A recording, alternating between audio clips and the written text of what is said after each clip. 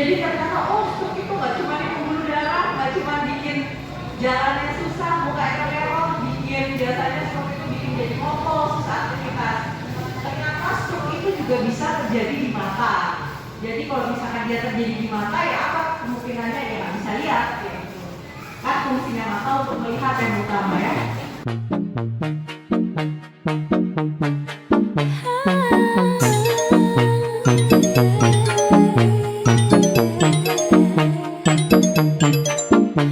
Not your baby girl. I'm gonna run my own world. Tell me what to do. She's on respect just like you should. Selamat pagi ibu-ibu, bapak-bapak, adik-adik gimana ya? Nah hari ini di pagi yang cerah ini kami dari teman-teman dokter mata mau menyampaikan mengenai penyakit mata ibu. Ibu-ibu dan bapak-bapak nanti juga sama diperkenankan untuk bertanya apa sih masalah mata saya dokter? Kenapa saya betul-betul ke sini? Kenapa kontrolnya kok lama? Itu boleh banget dipertanyakan gitu. Sebelumnya saya dokter Reni dan ada dokter Lydia yang akan membawakan materi yang sangat berharga ini. Langsung saja kita mulai. Materi yang sangat berharga ini akan disampaikan oleh dokter Lydia. Pak Berangkat, silahkan dokter. Terima kasih dokter Reni. Assalamualaikum warahmatullahi wabarakatuh. Selamat pagi Bapak Ibu semua. Semoga kita semua selalu diberi kesehatan ya. Usahanya sudah datang pagi-pagi ke sini untuk berobat, diberikan kemudahan oleh Allah. Semoga bisa lebih terang penglihatannya. Bapak Ibu sekalian yang di depan poli mata atau poli PHP, poli anak boleh loh ikut ngedengerin ya. Di sini saya dokter Lydia akan menjelaskan sedikit tentang apa sih oklusi vaskular retina. Mungkin namanya awam banget ya buat Bapak Ibu sekalian. Monggo kalau sambil dimakan kotakannya boleh, kita santai aja, nanti kalau ada yang mau tanya aja angkat ya. Gunakan isi Oklusi kotaknya. vaskular retina itu bahasa awamnya stroke mata. Jadi mungkin kalau dengar kata stroke udah lebih familiar ya. Jadi ternyata stroke itu nggak cuma di pembuluh darah, nggak cuma bikin jalannya susah, mukanya merah, bikin biasanya stroke itu bikin jadi ngompol, susah aktivitas. Ternyata stroke itu juga bisa terjadi di mata. Jadi kalau misalkan dia terjadi di mata, ya apa kemungkinannya ya nggak bisa lihat. Gitu. Kan fungsinya mata untuk melihat yang utama ya. Nah, untuk definisi sendiri ya, ini sih per textbook tadi ya. Kalau misalkan per intinya adalah ada sumbatan di pembuluh darahnya, sama seperti stroke lain.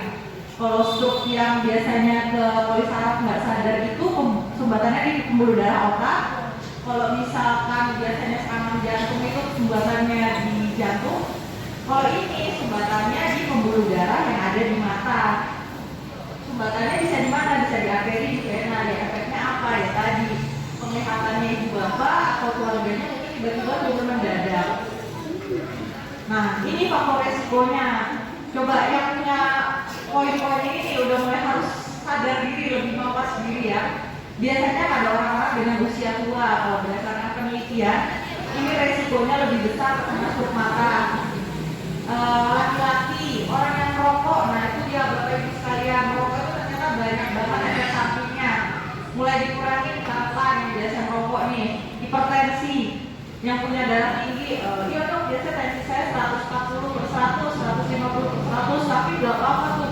Nah itu hati-hati, mungkin sekarang belum apa-apa, tapi nanti bisa jadi ada sumbatan, nanti bisa jadi stroke, obesitas. Nah banyak nih sekarang orang-orang nih pada obesitas, perutnya besar, tapi badannya kecil, itu udah termasuk obesitas, karena obesitas sekarang salah satunya diukur dari lingkar perut. Jadi hati-hati, yang bapak-bapak biasanya atau ibu-ibu juga ada yang lingkar perutnya besar. Nah semua sekarang ngecek lingkar perutnya. Yang muda soalnya banyak juga yang udah mulai obesitas. Selanjutnya diabetes. Diabetes itu yang kita kenal dengan kencing manis ya. Dan juga hiperlipidemia. Hiperlipidemia itu biasanya kita tahu namanya kolesterol tinggi. Kalau orang-orang hidupnya, iya kolesterol saya tinggi dong. Nah, penyakit kardiovaskular. Penyakit kardiovaskular di sini contohnya orang-orang mungkin yang punya riwayat sakit jantung, orang-orang yang pernah sumbatan jantung, yang sekarang lagi konsumsi obat-obatan jantung. Nah, Ini kayaknya banyak banget di sekitar kita, jadi kita dulu harus mulai aware ya nih pada orang-orang yang dengan usia tua, laki-laki, merokok, darah tinggi, obesitas, kencing manis, kolesterol, penyakit kardiovaskular. Klasifikasinya ada ini mah mungkin lebih kalau misalkan dokternya kali yang lebih butuh ya. Jadi oklusi itu bisa ada di pembuluh darah namanya arteri dan vena. Ya kita tahu pembuluh darah itu ada dua, ada yang pembuluh darah bersih itu arteri, yang pembuluh darah kotor itu biasanya disebut vena. Ini ya. Ini gambaran dari retina. Mungkin bapak ibu yang biasa kukuli mata, kalau ke kamar 9 ini biasanya kan juga pelatih dikasih tetes obat ya, dilebarin. Nah itu kenapa dilebarin? Supaya dokternya bisa lihat saraf matanya seperti apa di belakang. Ini yang biasa dicari sama dokternya pada pasien-pasien yang curiga ada stroke mata. Jadi itu dilebarin itu bisa kelihatan nih di sini nih. Di sini nih retinanya nih, namanya nih retina nih. Nah ini ada pembuluh darahnya. Ini ada saraf-sarafnya. Nah biasanya dokternya itu kenapa biasanya kalau di poli 9 itu nunggunya lama? Karena nunggu matanya lebar. Banyak sih, nggak cuma di poli 9 doang, cuma selalu lebar di poli 9. Itu kita nunggu lebar itu lama, apalagi pada pasien-pasien diabetes itu lama. Supaya apa? Supaya bisa ngeliat ini, supaya ngeliat detail. Terus bapak ibu disuruh diem di alat lama kan. Nah itu supaya dokternya bisa lihat dengan teliti. Ada nggak nih masalah di retinanya? Seperti itu.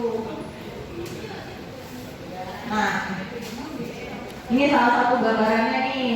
Ini juga stroke mata nih. Kalau misalkan kenanya di vena nih, gambarnya jadi berkelok seperti ini. Ini juga salah satu stroke mata. Cuma dia yang di bagian atas doang matanya. Ini sama-sama bisa bikin penglihatan kabur. Nih gejala klinisnya yang bapak ibu harus lihat. Kalau misalkan bapak ibu sekalian atau keluarganya ada yang tiba-tiba penglihatannya matanya tuh sebelah nggak kelihatan, mendadak dan nggak nyeri. Itu udah 3 ke arah takutnya stroke mata. Terus juga melihat bayangan hitam atau merah yang melayang-layang kayak kok di mata kanan saya ada kayak titik hitam ya, atau titik merah, atau kayak tutup gorden sebagian. Nah tiba-tiba tuh itu harus segera langsung diperiksakan ke dokter mata terdekat, karena itu termasuk kegawat daruratan di bidang mata. Ini tandanya, ini yang dicari sama dokternya. Diperiksa tuh, duduk lama, disuruh nunggu, ini disilauin matanya. Dokter itu nyari ini untuk memastikan ada nggak di retinanya ibu bapak sekalian. Nah seperti itu. Ini tata laksananya biasanya dilakukan sama dokternya apa? Yang pasti biasanya dokternya kan kontrol faktor resiko tadi yang darah tinggi, kolesterol, diabetes, gitu kan. Terus obesitas, makanya biasanya pasiennya itu nggak cuma kita periksa saraf matanya, kita kasih permintaan lab juga karena untuk nyari faktor resikonya penyebabnya itu yang tinggi itu di mana, biar bisa diobatin. Nah, nanti kalau misalkan dok, saya kan keluhannya nggak bisa lihat dok, tiba-tiba kok saya malah dikirim ke poli jantung, dikirim ke poli neuro. Nah berarti itu tadi dokternya menemukan salah satu, ya kayaknya curiga nih saya ada stroke mata. Jadi harus diterapi penyakit dasarnya. Penyakit dasarnya apa? Karena kolesterolnya, karena diabetesnya, darah tingginya. Nah, yang seperti itu nanti makanya kita di sini bekerja sama dengan tim dokter. Perlu dikirim ke dokter jantung, ke dokter saraf, ke dokter penyakit dalam untuk mengatasi faktor resikonya. Biasanya juga nanti akan dilakukan pijat mata. Ini nggak boleh pijat sembarangan ya. Ini nanti misalkan ada tekniknya. Biasanya ada beberapa bagian yang ditekan oleh dokternya, itu paling cuma sekitar 15 detik, 30 detik, nggak lama. Bukan yang pijat kayak pijat biasanya itu pijat pegal-pegal beda ya. Jadi jangan dicoba-coba sendiri. Jatuh.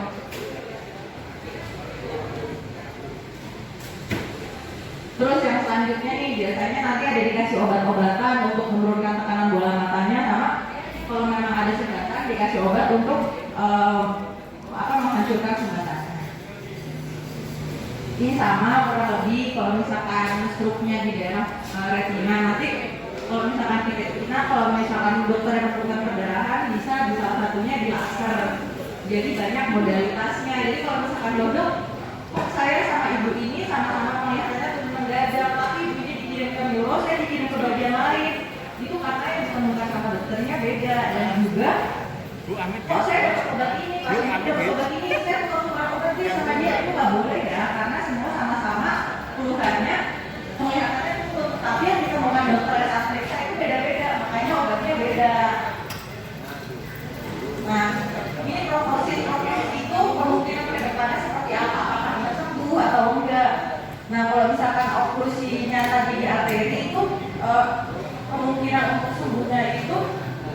kecil, apalagi kalau misalkan terlambat untuk laksananya. Makanya tadi pentingnya pertama ibu bapak langsung merasakan penglihatan yang turun mendadak itu bisa langsung ke IGD dan nanti diperiksa oleh dokternya di sana diputuskan apakah ini perlu dikirim ke dokter mata atau kayak gimana.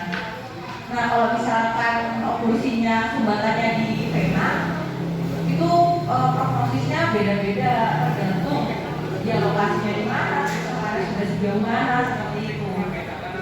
Ini dia untuk mencegah. Ini adalah sama seperti di bagian-bagian lain. Jadi aku harus olahraga teratur, makan rendah lemak, tidak merokok. Nah ini biar apa? Ini tiga-tiganya sebenarnya kan kalau kita lihat tadi faktor resiko, untuk kontrol faktor resikonya kan obesitas, darah tinggi, diabetes, itu diatur dengan ini. Terus juga kalau memang sudah ada penyakit sistemik, ibu bapaknya basicnya udah punya darah tinggi, tensi manis, kolesterol, itu harus rutin kontrol ke dokter supaya nggak sampai jadi stroke mata. Sekian dari saya. Assalamualaikum warahmatullahi wabarakatuh. Mungkin Bapak Ibu sekalian ada yang mau bertanya? Boleh pertanyaan tentang apa aja? Oke Pak, silakan.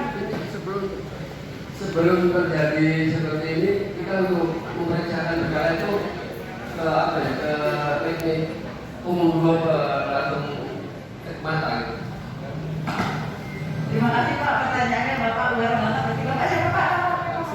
Pak Sigit. Oke, Pak Sigit. Jadi gini Pak, memang biasanya kalau misalkan pada waktu yang sudah punya faktor resiko nih seperti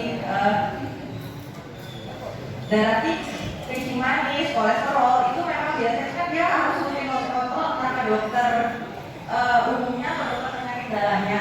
Nanti biasanya kita sudah kolaborasi dengan dokter matanya, dengan dokter umumnya atau dokter penyakit dalamnya. Jadi dari mereka akan dikonsulkan berkala ke mata untuk screening namanya. Jadi screening itu seperti yang Bapak tanyakan, sebelum ada keluhan kita cari ada nggak gejala-gejalanya. Jadi biar bisa kita obati lah istilahnya sebelum penyakitnya muncul gitu loh Kak. Dan juga biasanya pada pasien-pasien itu kalau misalkan nggak ada keluhan, biasanya memang disarankan untuk rutin periksa ke dokter mata untuk screening namanya. Jadi sebelum penyakitnya ada, kita cari nih ada nggak. Jadi biar belum terlanjur parah, kita obatin. Itulah pentingnya dari screening. Seperti kita tuh rutin ada di pos ambulansia itu, apa itu bisa terjadi juga? Nah kalau misalkan di posyandulansia sih biasanya kalau dokternya di sana itu memang sudah punya ada namanya kudus. Nah biasanya itu kan memang tidak rutin dilakukan setara, apalagi zaman COVID kan, karena pemeriksaan kudus itu kan posisinya harus dekat. Jadi kalau saran saya kalau memang bapak ibu semua punya faktor resiko ini, disampaikan aja ke dokternya. Beliau lebih aware. Nanti sarankan untuk dirujuk ke dokter mata untuk pemeriksaan lengkap. Ada keluhan kecil apa nanti saat kontrol disampaikan aja ke dokternya biar dokternya lebih aware dan bisa dirujuk ke dokter mata seperti itu. Terima kasih. Ada yang mau datang lagi? Iya Pak, silakan. Untuk saya itu biasa makanya lalu kerja di rumah kena berulang. Sekarang sudah pilihan sekarang berguna sudah kembali tanggal ini bersama-sama. Tapi kamu bersama-sama, utama sudah Kemarin habis kerja tuh kena apa? kena berendah. Kena gerindra begini ya. Iya. Sekarang kelihatannya masih kabur ya. Iya. Sekarang kontrol ke sini. Sekarang motor ke belakang. Terima kasih. Iya Pak, jadi ini kan prosedurnya ya hari ini. Ya kalau misalkan kayak gitu, kalau misalkan ada nabrak aja atau trauma itu biasanya memang yang pertama kita tanyanya adalah kalau ada luka terbuka. Kalau ada luka terbuka kita jahit. Nah, kemungkinan kenapa penglihatannya masih kabur, saya kurang tahu sih. Mungkin nanti dokter yang mereka bisa lebih menjelaskan. Tapi kemungkinannya banyak. Bisa aja ada perdarahan atau kemarin ada lukanya di namanya bagian itu kornea, bagian mata itu yang kayak kacanya. Nah kalau kacanya itu luka itu penglihatannya akan jadi kabur karena bayangin aja bapak lagi nyetir mobil tapi kaca mobilnya itu belum. Nah itu kan kabur masalahnya. Kalau misalkan kornea nggak sesimpel kaca, diulang kotorannya langsung bersih. Kalau kornea itu udah nggak bisa kita apa-apain kalau misalkan sudah kotor ya. Harus kita transplantasi kornea seperti itu atau mungkin juga ada kerusakan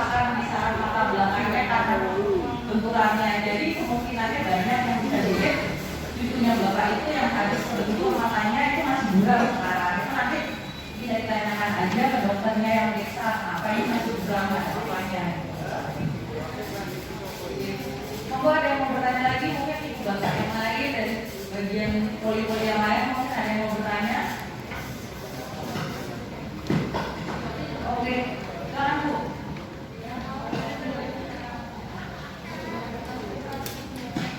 Terima kasih juga atas penjelasan itu. Yang berikutnya harus tadi ya kami yang disampaikan tadi untuk ini asalnya untuk mata ini jadi memang dari rasa berat itu bagaimana jika dikatakan rasa berat itu tidak ada ininya bila secara berat itu masuk biasa dari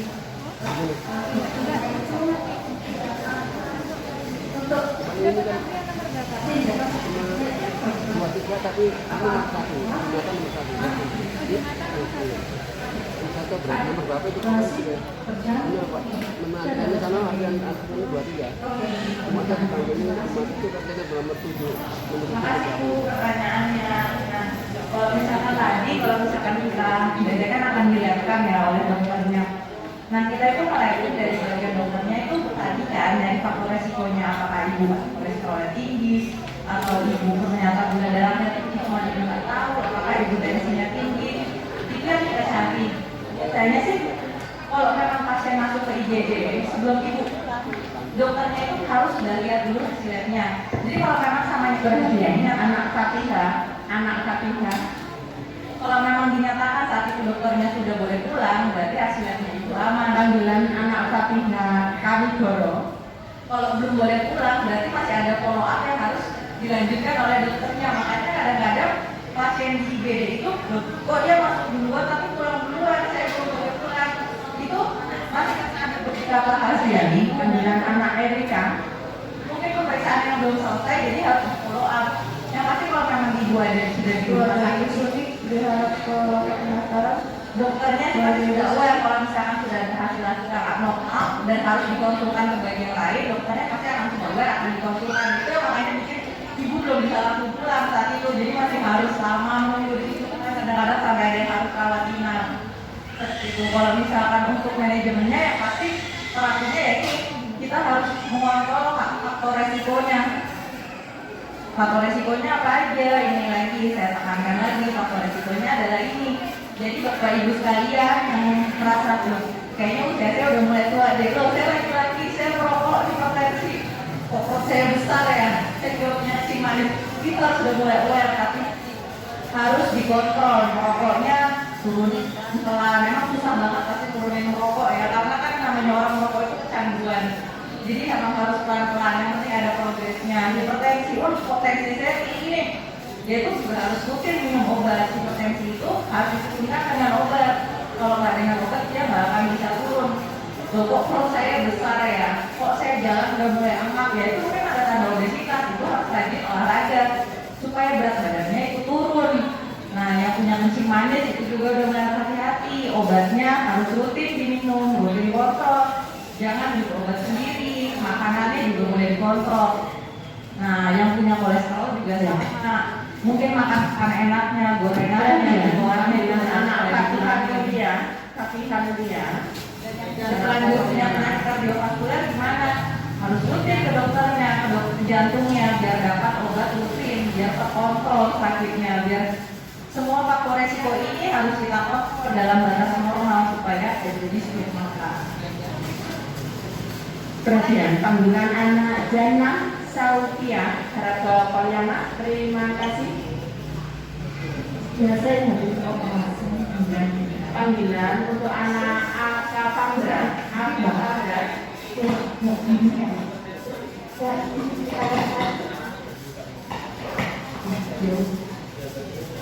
Ya kalau misalkan kayak gitu mungkin habis operasi ada bekas luka kayak sebenarnya kan kulit bagian di mata itu kayak kulit bagian lainnya. Kalau kita habis kena luka terus kita jahit, entah kita nggak jahit seperti itu pasti akan ada bekas lukanya. Nah kemungkinannya seperti ini tuh bekas luka, ada unsur-unsurnya Itu penyebabnya banyak Bu, bisa aja memang ukuran kacamatanya sudah berubah, atau mungkin ada katarak, atau mungkin ada masalah di saraf belakangnya. Itu banyak yang harus diperiksa. Makanya kalau misalkan Bapak Ibu sekalian, periksa di poli mata itu biasanya agak lama dan banyak kamar, karena kita periksanya semua dari depan sampai belakang, kita periksa semua. Kalau kita merasa ada satu yang nggak normal di salah satu bagian, akan kita refer, akan kita rujuk ke bagian lain yang memang lebih fokus bagian itu. Kalau misalkan ini kayaknya kacamatanya udah nggak pas, nanti Ibu kita oper ke kamar 5 untuk mencari kacamata yang pas. Kok ini kayaknya ada katarak ya, kalau katarak nanti kita oper ke kamar 10, manajemen kataraknya. Terus pas dia sarafnya, kok sarafnya kayaknya ada masalah ya, ada mungkin perdarahan, dokternya lihat di situ, atau mungkin ada lemak-lemak seperti itu nanti dioper ke kamar retina, kamar sikiran. Makanya biasanya kalau Ibu Bapak pertama kali datang ke sini itu akan lama dan banyak kamar, karena kita benar-benar nyarinya itu detail, kita cari ada masalahnya di mana biar nggak ada yang lewat gitu. Gimana tuh, ada yang mau tanya lagi? Ada yang mau ditanya lagi? Waktunya sampai jam berapa Pak, masih ada? Oh masih ada, silakan. Terima kasih. Saya mau tanya juga, apa ada vitamin yang untuk mendeteksi kacamata itu? Apa mendeteksi Vitamin yang untuk menjaga kacamata itu.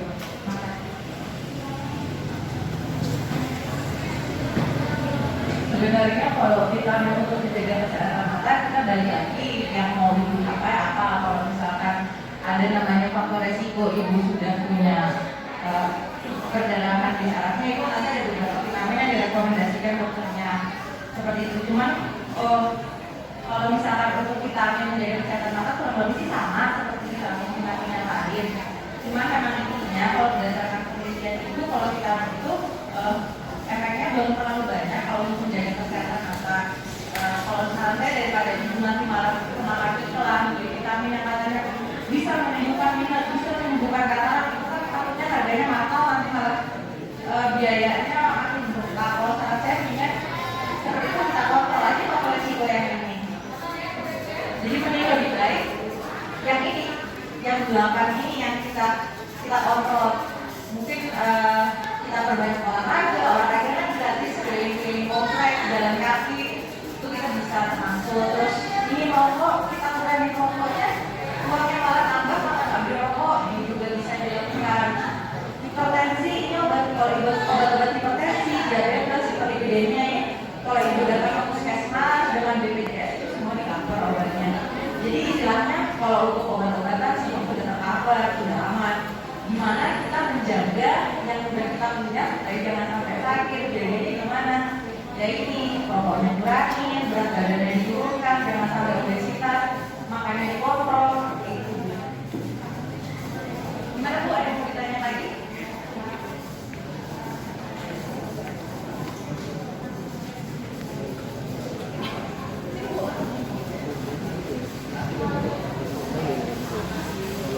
Saya ini habis operasi selama 9 bulan. Keluar begini. Jadi kalau misalkan pertanyaan itu kan lebih sifatnya personal ya. Kalau misalnya itu nanti bisa ditanyakan ke dokter yang tempat Ibu periksa ya. Mungkin ada bekas luka lain atau ada penyakit lain yang bisa bilang seperti itu. Kalau sekarang saya nggak bisa langsung diagnosis Ibu sakitnya apa, manajemennya apa, karena sampai tahap saya bisa sampai bilang Ibu sakit apa harus diapain, itu banyak pemeriksaan yang harus dilakukan gitu loh Bu. Nah, mungkin Bu bisa tanyakan ke dokternya yang bisa dicek kamar ini. Karena mata saya bisa ada di bekas luka di sini. Mungkin kemarin Ibu ada sakit lain atau habis jatuh kan Ibu kurang tahu. Nah itu nanti akan dicek oleh dokternya yang bagian nanti merawat Ibu seperti itu. Apakah ada yang mau bertanya lagi?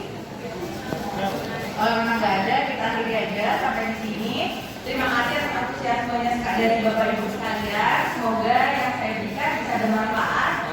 Ibu Bapak sekalian bisa mulai mengontrol resiko kalau punya ini. Ya, saya kembalikan lagi kepada Ibu.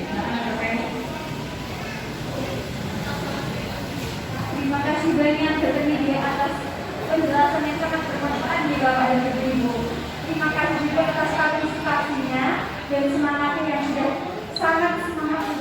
disampaikan Dokter Lydia. Terima kasih. Pelayanan juga sudah dimulai.